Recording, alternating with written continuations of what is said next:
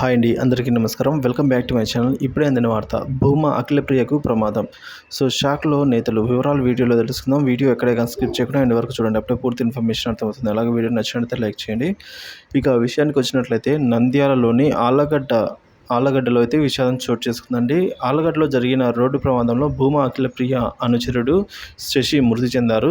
మద్యం మత్తులో ప్రేమ్ కుమార్ అలియాస్ శశి బైక్పై అతివేగంతో వచ్చి డివైడర్ను ఢీకొట్టడంతో అక్కడికక్కడే ఆయన మృతి చెందారు.